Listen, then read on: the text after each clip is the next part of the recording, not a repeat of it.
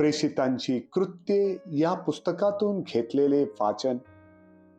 फिलिप्पाने शोम्रोन शहरी जाऊन तेथील लोकांपुढे ख्रिस्ताची घोषणा केली. तेव्हा फिलिपाचे भाषण ऐकून आणि तो करीत असलेली चिन्हे पाहून लोक समुदायांनी त्याने सांगितलेल्या गोष्टींकडे एक मनाने लक्ष दिले. कारण ज्यांच्यामध्ये अशुद्ध आत्म्यांनी संचार केला होता त्यांच्यातील पुष्कळातून ते अशुद्ध आत्मे मोठ्याने ओरडून निघून गेले. पुष्कळ पक्षघाती आणि पांगळी माणसे बरी झाली आणि त्या नगरात आनंदी आनंद झाला. मग शोम्रोनाने देवाचे वचन स्वीकारले असे यरुशलेमेतल्या प्रेषितांनी ऐकून त्यांच्याकडे पेत्र आणि योहान यांना पाठवले. ते तेथे आल्यावर त्यांनी त्यांस पवित्र आत्मा मिळावा म्हणून त्यांच्यासाठी प्रार्थना केली. कारण तोपर्यंत त्यांच्यापैकी कोणावरही तो उतरला नव्हता. प्रभू येशूच्या नावाने त्यांचा बाप्तिस्मा मात्र झाला होता.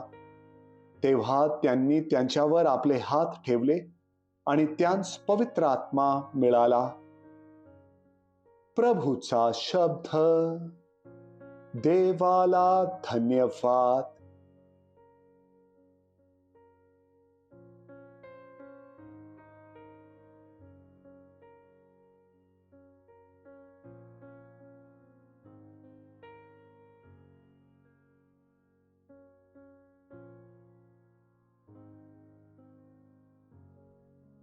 पेत्राचे पहिले पत्र यातून घेतलेले वाचन. आपल्या अंतःकरणात ख्रिस्ताचा प्रभू म्हणून आदर करा.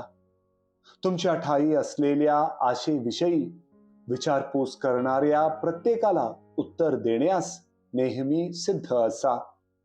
ते सौम्यतेने आणि भिडस्तपणाने द्या. ते सद्भाव धरून द्या. ह्यासाठी की तुमच्या विरुद्ध बोलणे चालले असता ख्रिस्तातील तुमच्या सद्वर्तनावर आक्षेप घेणाऱ्यांनी लज्जित व्हावे. कारण चांगले करूनही तुम्ही दुःख सोसावे अशी देवाची इच्छा असली तर वाईट करून दुःख सोसण्यापेक्षा ते बरे आहे. कारण आम्हाला देवाजवळ नेण्यासाठी ख्रिस्तानेही पापांबद्दल म्हणजे नीतिमान पुरुषाने अनीतिमान लोकांकरिता एकदा मरण सोसले. तो देहरूपात जीवे मारला गेला आणि आत्म्यात जिवंत केला गेला. प्रभूचा शब्द. देवाला धन्यवाद.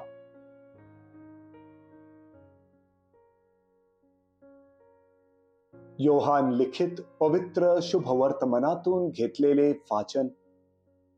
येशू आपल्या शिष्यांना म्हणाला, माझ्यावर तुमची प्रीती असली तर तुम्ही माझ्या आज्ञा पाळाल. मी पित्याला विनंती करीन, मग तो तुम्हाला दुसरा कैवारी म्हणजे सत्याचा आत्मा देईल, अशासाठी की त्याने तुम्हा बरोबर सदा सर्वदा राहावे. जग त्याला ग्रहण करू शकत नाही, कारण ते त्याला पाहत नाही अथवा त्याला ओळखत नाही. तुम्ही त्याला ओळखता, कारण तो तुम्हा बरोबर राहतो आणि तुम्हामध्ये वस्ती करील. मी तुम्हाला अनाथ असे सोडणार नाही. मी तुम्हाकडे येईन. आता थोडाच वेळ आहे, मग जग मला आणखी पाहणार नाही, पण तुम्ही मला पाहाल. मी जिवंत आहे म्हणून तुम्हीही जिवंत राहाल. त्या दिवशी तुम्हाला समजेल की मी आपल्या पित्यामध्ये आहे आणि तुम्ही माझ्यामध्ये आणि मी तुम्हामध्ये आहे. ज्याच्या जवळ माझ्या आज्ञा आहेत आणि जो त्या पाळतो तोच माझ्यावर प्रीती करणारा आहे, आणि जो माझ्यावर प्रीती करतो त्याच्यावर माझा पिता प्रीती करील. मी त्याच्यावर प्रीती करीन आणि स्वतः त्याला प्रगट होईन. प्रभूचे शुभ वर्तमान.